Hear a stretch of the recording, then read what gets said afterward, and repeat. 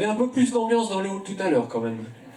Bon, en tout cas, encore merci à celles et ceux qui ont peut-être assisté tout à l'heure au mini-concert qui a été organisé avec le Conservatoire de Lille. Et je salue le responsable de cette joyeuse harmonie, Julien Feltrin. On peut l'applaudir s'il vous plaît. Allez, allez, on l'applaudit.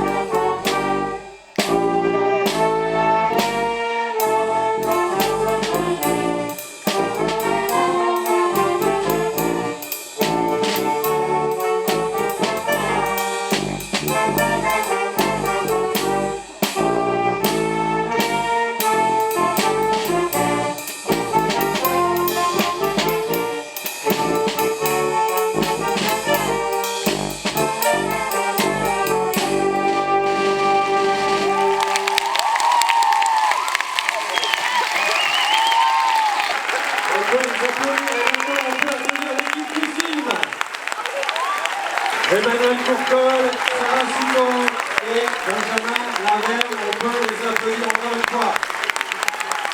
Et Irène Buscali, la consonance.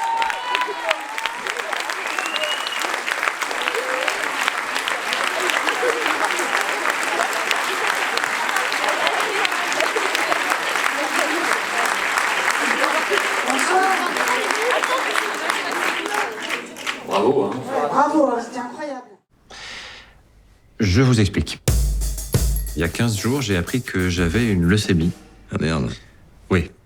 Ma sœur a fait un test pour savoir si elle pouvait me faire un don de moelle, et il s'est avéré qu'elle n'était pas compatible. Ah merde. Mais surtout qu'elle n'était pas ma sœur. Ah putain. Enfin, je veux dire, merde. Oui. J'ai plus de sœur, mais j'ai découvert que j'avais un frère. Et en fait, ce frère, c'est vous. Putain, qu'est-ce qu'il me raconte, lui? J'ai trouvé le film assez touchant, j'ai beaucoup aimé la fin. J'ai trouvé ça hyper intéressant de voir comment c'est un peu les coulisses de tout ce monde. J'ai beaucoup aimé, c'était assez drôle, c'était très sympa à regarder. Merci. Merci beaucoup. Merci. C'est une musicienne qui en parle, donc c'est assez touchant. Alors moi, je trouvais ça intéressant parce que c'est l'histoire d'un chef d'orchestre du coup qui joue dans des grandes salles et tout, et il va quand même faire des actions avec des personnes un peu discrètes. Merci. Justement, Emmanuel, peut-être pour rebondir sur cette remarque, cette idée de ces deux mondes qui se rencontrent, vous pourriez nous en parler un petit peu? Oui, à partir du moment où on s'est intéressé à cet univers des fanfares, ce qui était intéressant, c'était de pouvoir mettre en face, enfin en miroir, l'opposé, c'est-à-dire que face à cette musique amateur, pratique amateur et populaire, mettre la grande musique, comme on dit, la musique classique, un orchestre symphonique, un grand chef d'orchestre international, et puis raconter une histoire avec cette rencontre improbable, cette confrontation sociale, musicale, culturelle, à travers l'histoire de deux frères. Voilà. Un grand chef d'orchestre, et puis voilà, un modeste employé de cantine scolaire qui joue du trombone. On les voit s'apprivoiser, se découvrir, et puis bâtir petit à petit un lien fraternel. Voilà, c'était ça le projet.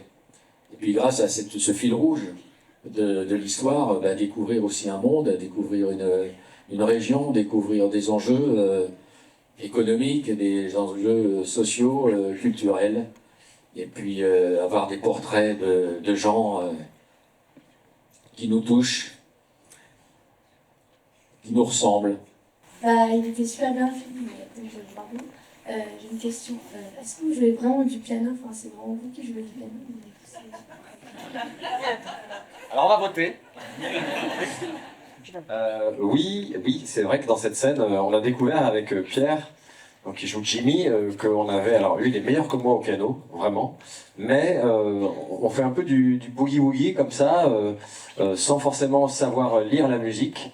Et en fait, on s'est retrouvé au piano dans cette scène où je décompose un accord de classique et que je montre comment cet accord s'est décliné et a été a inspiré des jazzmen. Et en fait, on est parti un peu en boogie. Et il se trouve que lui aussi en faisait et s'amusait. Et donc, c'était un peu du pain béni. C'était très, très réjouissant pour nous de le découvrir parce que la scène, on l'a un peu fait pour de vrai. On était là, ah génial, putain, ah ouais, t'es pas mal. Toi aussi, t'es pas mal. Et du coup, on s'est vraiment régalé. Et donc, c'était trop bien de pouvoir baisser la caméra et de pas avoir à inventer un trucage de vrais pianistes qui seraient venus, hop, mettre leurs mains voilà. Donc oui, c'est moi, mais C'est le son direct. c'est le son direct. C'est le son direct. Il y a une chose quand même, c'est que dans les prises, dans le concerto 23, qu'on voit quand il enregistre en studio, en fait, il le joue, mais en fait, ce qu'on entend, c'est Antoine Dutailly, qui est aussi le coach musical, coach de chef d'orchestre pour Thibaut, bon, pour Benjamin, mais ça il vous en parlera mieux que moi. Et c'est lui qui joue, effectivement, mais dans la prise, il joue en playback. Ah, je joue vraiment le morceau, Tu joues le morceau, mais ils n'ont pas mis mon son. Voilà. Voilà. Pas comme en Tu joues en playback, et c'était incroyable de voir comme ça collait avec l'interprétation d'Antoine. Donc l'illusion était parfaite pour nous aussi pendant les prises. Donc Et Antoine qui est là, d'ailleurs. Antoine, viens, fais pas ton timide. Antoine Dutailly.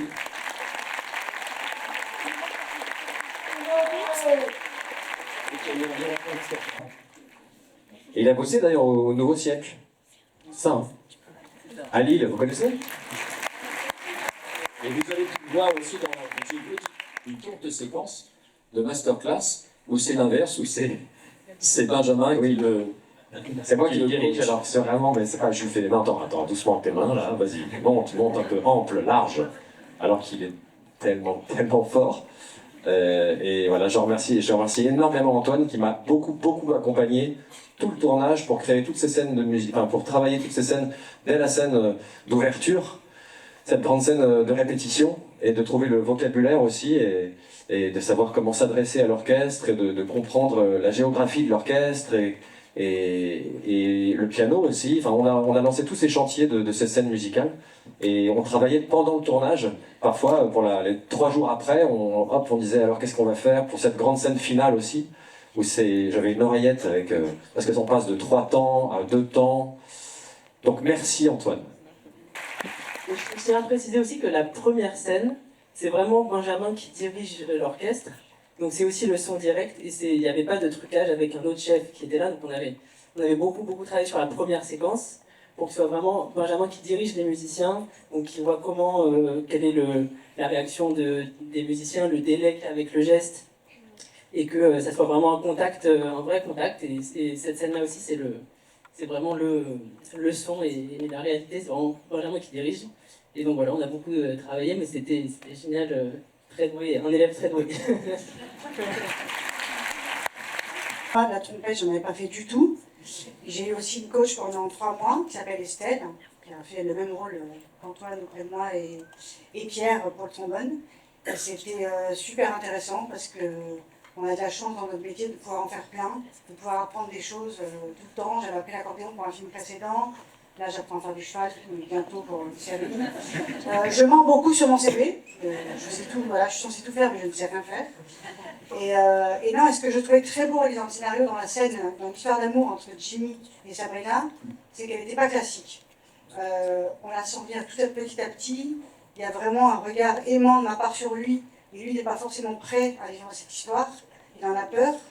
Et moi, ce que j'ai vraiment aimé dans l'écriture du scénario écrit par Emmanuel Irène, c'est cette pudeur et vraiment cette histoire qui est très originale par sa délicatesse, par sa sobriété et par sa beauté. Et on n'en fait jamais trop, je trouve. Voilà. Combien de temps ça a pris pour tourner tout le film? Et aussi, il y a ce choix de la région du Nord, enfin du département du Nord, où je ne sais pas exactement où ça a été tourné. Je veux savoir pourquoi, même s'il y a des choses qui reviennent dans le film, mais j'ai envie de savoir aussi d'où c'était venu et pourquoi. Merci. Ce film-là, le tournage proprement dit, c'était 8 semaines de tournage. Bon, évidemment, avant, c'est beaucoup de semaines de préparation, et après, c'est... Alors, je parle même pas de l'écriture du film, hein, ça, c'est pas en semaines, c'est en mois que ça se compte, voire en années. Et puis, par la suite, il y a tout le travail de post-production, c'est de savoir ce qu'on fait avec toute la matière filmée. On travaille sur le son, évidemment, dans un film comme ça, un film musical. Il y a des séquences à... Il y a un énorme travail, notamment la dernière séquence, vous imaginez, c'est une séquence qu'on avait tournée à 4 caméras, donc il y avait énormément de rush et il fallait pouvoir monter tout ça, que ce soit fluide et toujours dans le film musical. Donc ça, c'était le travail de Gary Catalin, qui est mon monteur depuis le début et qui fait de la dentelle avec tout ça. Concernant le choix du Nord, c'est-à-dire que d'abord c'est une terre de fanfare. Ça, c'est tout le passé industriel et minier du Nord qui a initié toutes ces formations musicales. Il n'y a plus de mineurs, il y a encore des fanfares, et ça c'est formidable. Et puis aussi, je dirais que le décor du Nord, les gens du Nord aussi m'inspirent, me relient à un certain cinéma de comédie sociale anglaise en fait.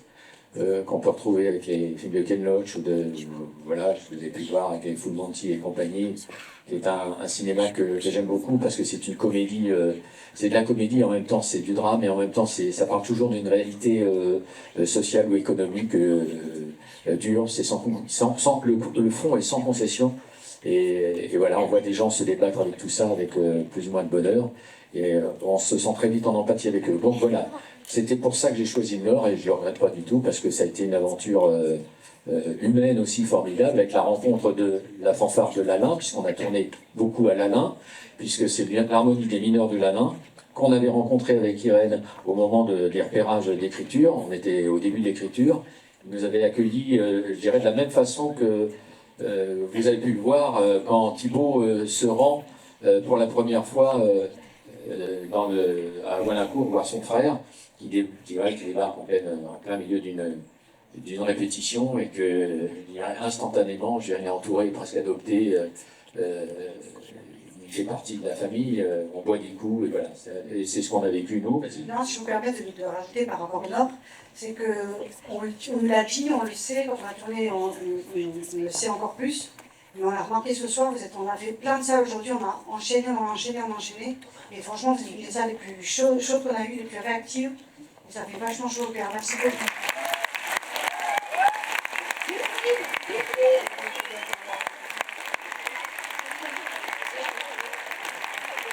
La fanfare, l'harmonie que vous voyez dans le film, l'harmonie de Wanacourt. Donc il y a des acteurs aussi professionnels, dont Jacques Bonafé, et puis ils sont une petite dizaine dedans, qui sont en fait réellement des musiciens, instrumentistes, amateurs, et pour certains d'ailleurs qui ont un passé d'harmonie, ils ont appelé dans des harmonies, se sont retrouvés très très vite à la maison avec toute cette troupe joyeuse, acceptée d'emblée, et ça a formé, je dirais en une journée, hein, on a réussi à avoir une vraie fanfare, la fanfare du film quoi en fait. Voilà. Ça c'est le pouvoir de la musique, donc c'est merveilleux. Non, mais est-ce qu'il y a eu un moment où il y a eu des problématiques sur ce film, vous vous êtes dit, ah, on rencontre un obstacle là, on va devoir le surmonter, ou tout s'est passé, on va dire, parfaitement? Alors, il y a une scène. La scène dans l'eau, quand je tombe dans l'eau. Il y a une scène un peu intense. Je sais toujours pas où vous êtes, en fait, c'est horrible. Au fond, tout au fond. Levez-vous, montrez-vous. Ah, salut. Et en fait, cette scène dans l'eau, on n'arrivait jamais à la faire sérieusement parce qu'à chaque fois, dès que Emmanuel disait action, il y avait un phoque qui sortait sa tête. Je vous jure que c'est vrai. Avec ses grandes moustaches comme ça. Genre, salut, et hop, il replongeait. Et Pierre, il était dans mes bras comme ça, il disait non, non, meurs pas. Et hop, le phoque ressortait. Et donc Pierre était mort de rire et c'était un gros cabot, si on peut dire ça d'un phoque. Donc ça, c'était quand même une belle galère. Sinon, sinon on a été plutôt préservé. Hein. Ça c'est bien. Épargné. C'est un film qui n'a pas eu d'ennui majeur, mais évidemment des séquences plus difficiles à tourner que d'autres, et notamment pour la séquence finale, comme je vous le disais tout à l'heure, parce que il y avait 350 figurants, plus toute l'équipe, plus 2 orchestres. Je pense que ça faisait peut-être 500 personnes sur le plateau. Et donc c'était lourd à tourner. Mais aussi là, il faut avoir une très bonne équipe. Moi j'ai un très bon premier assistant qui organise très bien les choses et qui mène tout le monde, pas à la baguette justement, mais avec douceur, mais avec beaucoup de fermeté. Et donc il fallait coordonner tout ça. Et ça a pris 3 jours, une séquence comme ça, 3 jours de tournage, à la scène musicale à Paris. Et c'est vrai que ça paraît long. Vous vous demandez si parfois, parce que c'est vrai qu'on dit toujours sur un tournage, là particulièrement on s'est régalé, on avait une ambiance incroyable, la fanfare était incroyable, nous tous on s'est super bien entendus. Mais c'est vrai que pour cette dernière scène, il faut imaginer que pendant 3 jours, nous on a fait 3 jours, avec toujours la même énergie, toujours en se disant que c'est fort, que c'est beau, qu'il va mourir, etc. Et donc en fait, ce qui était génial, c'est que ceux qui n'étaient pas acteurs professionnels qui étaient avec nous ont complètement joué le jeu, quoi. Alors que c'est pas évident, quoi. Ça fait 500 fois, on est fatigué, etc. Mais en fait, ce qui était génial, c'est qu'on savait pourquoi on le faisait. On savait que ce film allait être fort, allait être beau, on le sentait. Et du coup, c'était génial de le faire par la maison, même si c'était un peu difficile. C'est vrai que, alors, d'ailleurs, il y avait des acteurs amateurs. Les ouvriers de l'usine étaient des acteurs amateurs. Voilà. Quand vous chantez, c'est vraiment l'harmonie qui chante, avec le son de l'harmonie qui chante, et les gens qui chantent, bien c'est un son qu'on a mis au-dessus en même temps. En fait, c'est à la fois le son direct, effectivement, l'harmonie. Ils ont vraiment chanté, ils ont répété beaucoup pour que ce soit crédible. Et c'est un son aussi qui a été renforcé. Et à un moment donné aussi, on peut voir que le public se met aussi à chanter et à accompagner l'harmonie. Et là, il y avait aussi, dans le public, on avait quelques choristes pour entraîner tout le monde à chanter. Voilà. Donc il y a le son direct, et puis après, il y a beaucoup de... Par exemple, quand il y a des gros plans sur les chanteurs, sur les gens de l'harmonie à ce moment-là, j'ai demandé aux acteurs de revenir en studio après, en post-production, pour renforcer leur voix. C'est-à-dire que vous pouvez voir que quand on se promène sur les visages, on entend plus celui qui est au premier plan. Et ça, c'est du travail qui a été fait après, pour donner un relief sonore comme ça, pour que ce soit, qu'on n'ait pas un son plat comme ça, uniforme. Et c'est la même chose d'ailleurs qui s'est passée quand on a, par exemple pour la première séquence, avec les musiciens de l'orchestre symphonique, ils sont venus après pour renforcer le son, parce que vous pouvez voir que moi je me suis beaucoup baladé, enfin avec le chef-op, je s'est baladé à l'intérieur de l'orchestre pour être au plus près des musiciens. Des fois on est à 10 cm derrière l'épaule, on est tout près pour pouvoir montrer justement, avoir des sensations de l'intérieur de l'orchestre. Et à ce moment-là, le corniste, par exemple, qui était au premier plan, est revenu pour refaire la phrase musicale correspondant au plan, pour qu'on puisse faire ressortir le son du corniste, par exemple, à ce moment-là. Voilà.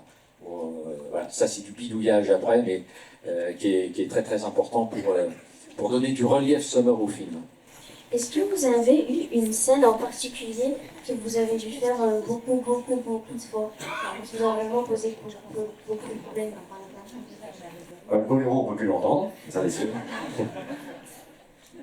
Je veux dire, à part la dernière scène, peut-être. une scène qu'on a fait beaucoup de fois.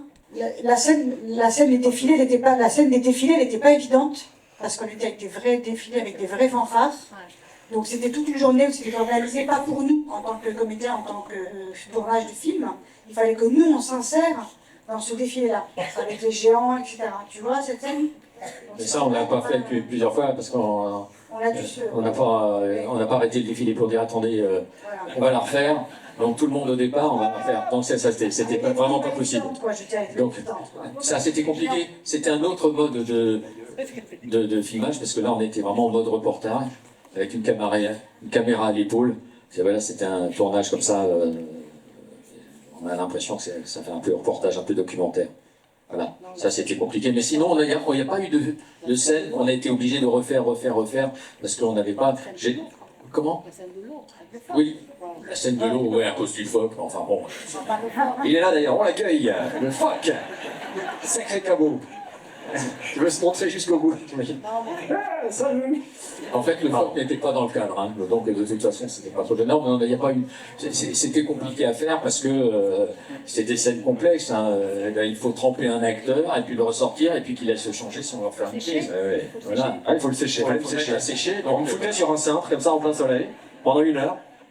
Dans la scène du début, ce qui était compliqué, c'est qu'au début, moi je suis censé les arrêter, leur donner vraiment une indication et qu'on reprenne. Et du coup, Emmanuel m'a dit, je te rassure, on va commencer sur les musiciens. Parce qu'on fait des axes. La caméra est d'abord sur les musiciens. Pourquoi je me chauffe? Pour pas que j'oublie de tourner les pages aussi. Parce que Antoine me disait, oublie pas de tourner les pages. Parce que moi, je regardais pas, j'étais là. Voilà. Et surtout, que moi, je me sens de mieux en mieux et de plus en plus à l'aise pour les arrêter, pour reprendre. Et puis de jouer aussi le malaise qui doit monter. Et de tomber sans que ça soit trop comique aussi, parce qu'une chute, ça peut être, au cinéma, ça peut être drôle parfois. Et il y avait Paris à ce moment-là. Vous voyez Paris, j'espère. Ouf. Et non, voilà, c'est tout. Tout d'abord, je voulais vous remercier pour le soin que vous avez apporté et celle de direction, qui sont bien pour les acteurs qui se sont vraiment prêtés au jeu. Ça n'a pas été facile, mais bon. Il ne faut pas juste développer une chorégraphie, et ça se sent quand on est musicien, ça fait du bien. Et je voulais remercier d'ailleurs le chef professeur entre guillemets pour la formation accélérée, parce qu'en 2 mois, je me suis doutée que ça devait être assez compliqué. Mais en tout cas, le résultat est là, ça fait vraiment plaisir. Et je voulais poser une question à Benjamin. Maintenant que vous avez un peu testé ce que c'est que la direction, et comme vous êtes un peu vous-même musicien, est-ce que ça vous intéresserait de pousser l'exploration plus loin et de tester vraiment la direction soit d'orchestre, soit de... Alors, il faut déjà que je sache ce que c'est un do dièse, déjà, et un mi d'écart. Non, mais j'ai senti, en tout cas j'ai compris pourquoi c'était... Pardon? Ça n'existe pas. J'ai pas compris la blague. Tu me la diras tout à l'heure. Ok. Non, pardon, tac. J'ai senti pourquoi, en fait, c'était une passion. Et j'ai compris à quel point ça pouvait être une vocation, comme on est comédien, et à quel point ça devait être... C'est un monde. Et c'est fascinant, et ça m'a... Le temps du tournage, je suis tombé amoureux de ce métier, mais j'en suis incapable, et je sais pas ce que j'irai faire là, j'ai aucune légitimité, et puis ça s'oublie très vite, mais j'ai l'impression d'avoir un peu appris quelque chose. Alors je sais pas quand est-ce que je m'en resservirai, mais non, il n'y a pas de plan, Vous avez besoin de moi, comme chef? Non, hein. Des conseils. Mais non, ça m'a pas donné d'idée, mais ça m'a fait prendre un grand plaisir, et surtout moi j'étais hyper ému. Alors j'avais ces 65 comédiens qui jouaient en direct devant moi. J'essayais de me contenir parfois, de ne pas pleurer, parce que c'était censé être mon quotidien. Et dans ces cas-là, on se dit quelle chance j'ai d'être acteur. Et puis je laisse ça aux autres, par Antoine Dutali. Voilà. Jimmy, un musicien, et une oreille musicale particulièrement fine, même l'oreille absolue, et que le trombone, eh bien, voilà, on fait la note avec sa coulisse, et que ça demande d'avoir quand même une bonne oreille. Hein, je crois, pas particulièrement. Il faut être très précis, très... voilà. Il dit qu'il n'a pas d'oreille, le tromboniste. Il n'a pas d'oreille. Alors, par contre, il a peut-être des petits repères, je ne sais pas, c'est la longueur du bras, comment tu fais? C'est pas avec les oreilles, c'est à la vue que tu fais ça. Au pif, c'est le nez, d'accord. Bon, en tout cas, on a tout été joué juste, hein, en tout cas. Hein. Bon. Donc voilà, c'était un peu ça l'idée. Voilà. J'ai envie de savoir si vous faisiez référence à ce village dans le film, parce que je n'ai pas reconnu le village voilà, dans les scènes. Non, alors là c'est un village de fiction. Hein. Il se trouve qu'il a le nom de Walincourt. Je suis allé chercher des noms de villages du Nord. J'avais vu que ce village, c'était une ancienne commune, effectivement, c'est une ancienne commune, parce que visiblement il y a eu une fusion de communes, je ne sais quoi.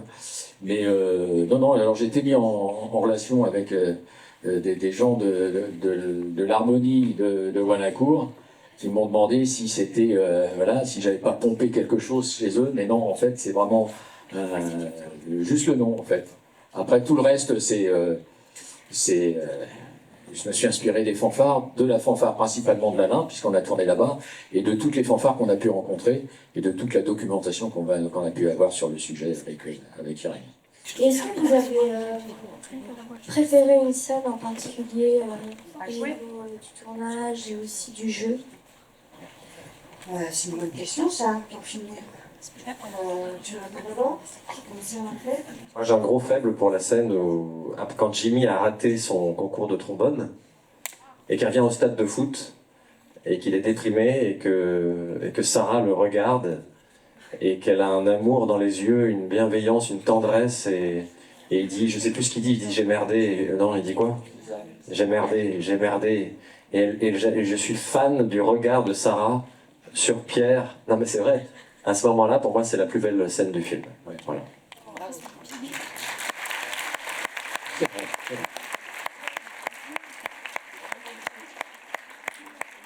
Bah, du coup, moi, je crois qu'une de mes scènes préférées...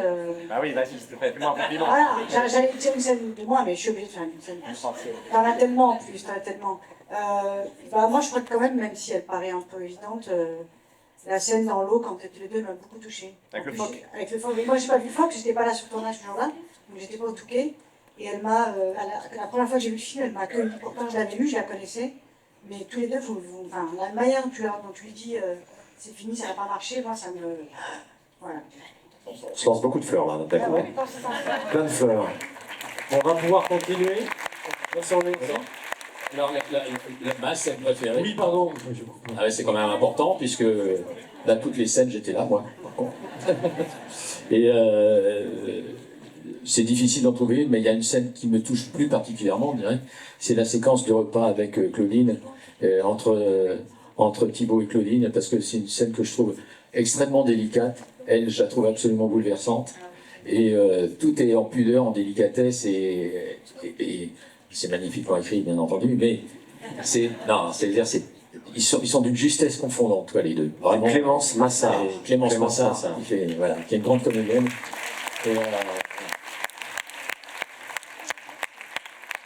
Et après, il y en a plein d'autres que j'adore. J'adore aussi une autre séquence, alors là, qui met en scène les deux, c'est la séquence du garage du jazz. Il adore ce film, il l'adore. Non, mais voilà, s'il y a les deux scènes que je garderais, vraiment, si je devais tout couper, je garderais ces deux-là. Voilà, bon, ça ferait vraiment un court-métrage totalement incompréhensible, mais voilà. C'est quelques remerciements à l'équipe de Diafana qui nous a permis cette rencontre et ce moment exceptionnel. On peut les applaudir.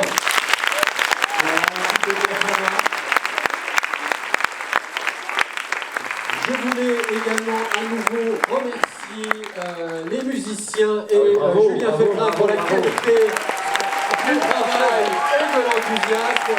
Le producteur n'était pas par là. Et merci infiniment à l'équipe. Le 27 novembre, ça sort. Montez sur scène, les jeunes. Allez, montez sur scène, les jeunes, on vous invite à le faire. Si vous aimez le film, parlez-en aux gens que vous aimez. Si vous n'aimez pas le film, parlez-en aux gens que vous n'aimez pas. Non, c'est pas ça que je dis. Voilà, on peut applaudir encore une fois tous les musiciens, toute l'équipe adorable. Je rappelle, le film sort le 27 novembre. Ça s'appelle En fanfare. Merci de votre attention et à la prochaine fois. À 3, on salue. Vous êtes prêts ou pas? 1, 2, 3.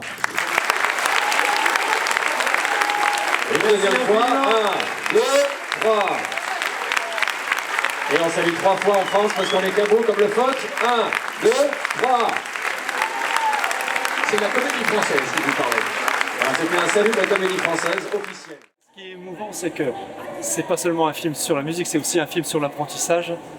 Je pense que tous les élèves qui sont ici, ça leur a touché parce que justement, ils peuvent sentir en effet à travers ces musiciens dans le film ce que eux expérimentent chaque semaine au conservatoire, cet apprentissage. Et puis aussi le but, un concert, c'est un objectif pas simplement pour un musicien, mais dans la vie, c'est un objectif. Et je pense que c'est ce qui touche aussi dans ce film, c'est ce qui touche aussi tous ces élèves. C'est une aventure humaine. Parce que, voilà, de diriger l'orchestre, on donne, mais on reçoit énormément aussi, surtout avec des jeunes élèves. Donc voilà, c'est toujours une aventure humaine, même avant que ce soit une aventure artistique. Donc oui, il y a une tension qui est là, et elle est dans la relation avec les autres. Et c'est aussi ce qui fait la particularité des orchestres d'harmonie. Je crois que c'est la première répétition de l'orchestre d'harmonie. On voit vraiment, au sens noble du terme, des amateurs, mais passionnés. Et puis on voit encore une fois cette relation humaine. Donc oui, ça m'a touché. T'es déjà allé en Italie? Non. Pourquoi? Les meilleurs là-bas. Ah ouais? Bah ici, elle est moins chère.